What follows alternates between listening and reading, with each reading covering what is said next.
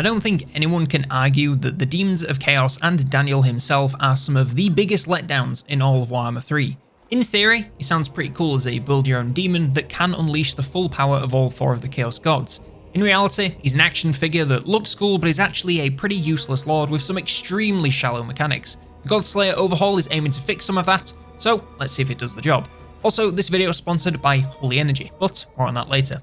So in case you've forgotten, here's a brief overview of how Daniel is in the vanilla game. In the base game, he isn't just the faction lord, he's pretty much the entire faction. Over the course of the game, you build up glory with each of the 5 flavors of chaos, and the more you collect, the more powerful parts you unlock for Daniel himself, alongside demonic units, and watered down mechanics from the mono gods. Once you get to the end, you have the option to dedicate yourself to one of the 5 branches, and there is literally zero reason to ever go anything other than Undivided since you get the best Daniel parts and all the units. And lastly, the faction is just barren of mechanics outside of this glory system, which makes them feel extremely basic and repetitive. Coming over to the modded side of things, we have a whole tide of new changes. First up, he has access to souls, horde building, and unholy manifestations. The first thing you'll probably notice when you boot up the mod is the addition of souls along the top of the screen. These are collected by battling against non-demonic factions and raising settlements. Instead of the usual being spent on the gifts of chaos, they're instead primarily spent on building up your demon prince's horde. You heard me right, the faction leader now has a set of horde buildings that allow him to increase their soul's income, recruit almost all of the demonic units in game, and a bunch of other extremely powerful effects for them and their faction. This allows you to take some of the focus away from building up an empire like a regular faction, and also allows you to instead pour resources into your faction leader and their army to raise the world and recruit on the go, all in the same place. Alongside the horde, souls can also be spent on increasing your available uses for the unholy manifestations. These are ripped straight from Bellicor, but just in case you need a refresher, Khorne's massively increases the offensive capabilities of your army, Nurgle's buffs growth, replenishment, and corruption, Slaanesh deals massive damage to a target hostile army, and Tzeentch's allows you to set up your own rift network and allow your armies permanent teleportation all around the map. As a little bonus for this one, there are already a couple of rifts already open on the map in Lustria, the Empire Cathay, and the Southern Chaos Wastes, so you can get around the map wherever you want right out the gate. Just like everyone else, these get empowered when their patron god is in favour, and that comes down to who has the most corruption on the map. However, if you'd instead like to empower yourself, you should try some Holy Energy. I think by now it's a pretty well-known fact that influencers, well, simply put, they're some of the hardest working people on the planet. We rise and grind and barely take enough time to take a breath, so how am I ever supposed to find the time to make myself something like a cup of coffee? You gotta weigh out the beans, then grind them, then cram them into an espresso shot, then wait for the machine to heat up, and then wait for it to pour, and then after all that you got teaspoons worth of coffee unless you also boil the kettle and top that up. And don't even get me started on how long it takes to clean each of the 14 implements used during this whole process. Whereas with Holy, you just add 1 serving to 500 ml of water, shake, and you're off to the races. Hell, their shakers are even dishwasher safe, so I don't even need to do any of the cleaning for myself. Plus, we're talking a massive range of great tasting natural flavors, smooth, sustained energy all through the day instead of having a panic attack, followed by a swift jog to the nearest bathroom, and all of this is for less than 80 pence per serving. The link is in the description, so head on down there to grab some for yourself, and while you're at it, use code Colonel5 for £5 off your first order. And if you like it and you can't stop coming back for more, Code Colonel has you covered with 10% off every order. You're getting some great tasting, long-lasting energy and supporting the channel in the process. One last thanks to you, and of course Holy for supporting the channel, and now, back to the video. The dedication system has also seen a major rework. We're still working with the same bones of collecting glory for each of the 5 flavors to advance through the tree, but all of the trees have been changed around to make them a lot more fun to use. All the original items have been moved into the initial trees, so you'll now have access to all kinds of powerful demon parts to play with, no matter your choice of dedication. The dedication lines are still the 5 exclusive options, and Undivided will still get you the best army value with access to units from all of the other choices. However, monogod lines are more tempting with some serious buffs to their respective units and some elite tier demon parts. Pretty much every demon part has also seen a rebalance to make them feel a lot more powerful, and as such, Daniel is a lot more fun to use in battle a lot sooner. The initial week period is much shorter, and you can get to the fun stuff earlier, which is a great change. Plus, there's been a lot of visual changes, which is always good fun. Daniel's skill tree has also seen a serious rework to make it more powerful for both himself and the faction. Since he lacks a tech tree, this is how you unlock a bunch of the faction-wide bonuses. There's still 5 trees that each carry bonuses for their own faction units, but the effects have been massively buffed to make them feel more worthwhile,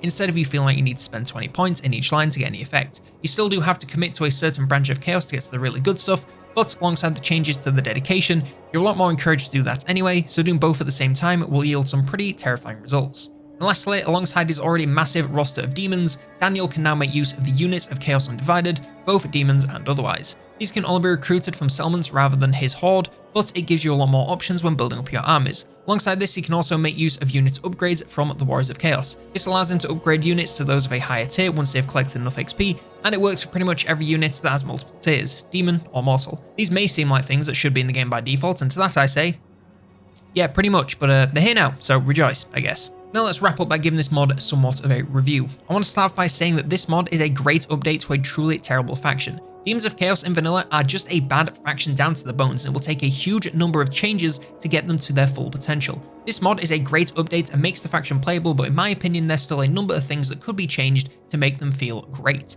The addition of souls, horde building and the manifestations is a great change and makes Daniel into even more of a one-man army. The fact he can now recruit demons on the move is a fantastic change, and the rifts allow you to jump around the map causing chaos, which is really what a faction called the Demons of Chaos should be doing. The fact you only get souls from battling against mortals means you're more encouraged to go out and fight them as early as possible, and it means you're no longer trapped in the chaos waste for 100 turns if you want to make any real progress. It also takes some of the focus away from empire building, which, yeah, great change. Why would I want to spend half my time building up settlements when I'm literally a collection of demons that just want to destroy everything to please my gods?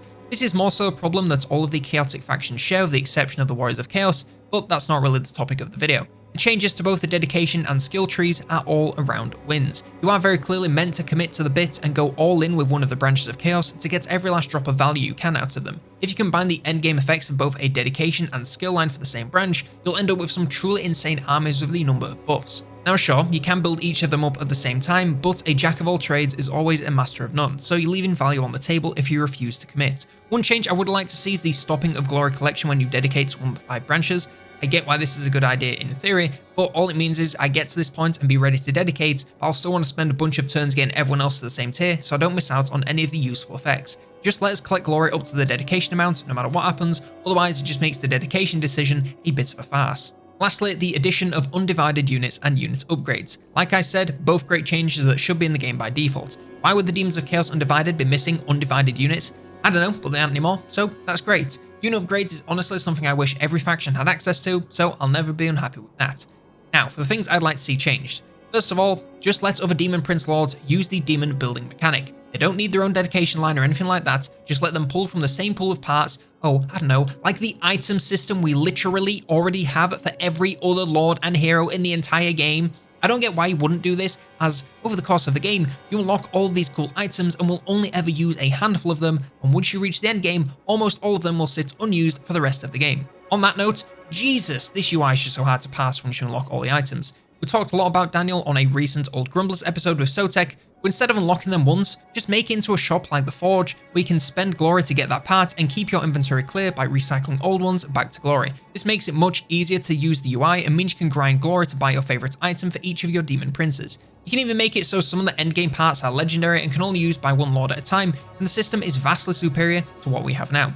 I'm aware this is probably beyond the scope of the mod, so I'm not expecting this from them. Also, just letting you know what I'd like to see. I'd also let other demon princes use horde building, because having a single lord be allowed to use it is a bit of a waste of work, and means he'll spend a lot of his time sat still recruiting so he can gift his units to others. I'm not saying every lord needs it, but at least your demon princes, since they really are the stars of the Chaos Gods. And lastly, please just give these guys a research tree. The skill tree rework is nice, but just give them a tech tree and trim the fat on the skill tree. It's truly massive and honestly a little bit overwhelming, making progressing through it into a bit of a nightmare. If you take away some of the skills and put them into the tech tree, it'd spread the load and give you something to do between turns. You can still make it into a choice where you can only unlock endgame bonuses once you dedicate, but giving them anything to research would be a great change. I want to reiterate that at this moment, this mod is definitely the vastly superior way to play the Demons of Chaos and changes them from actually the worst faction in the game to one that's at the very least playable. These are just some things that I would like to see changed, preferably by CA themselves, to make them actually good. But anyways, that's all I have to say on the Godslayer Overhaul mod for Warhammer 3. Let me know your thoughts down in the comments below, as well as any other mods you'd like me to take a look at. Like, subscribe, check out Holy at the link below, and if you want more Warhammer 3 mod videos, then check out this one all about the Rotblood tribe.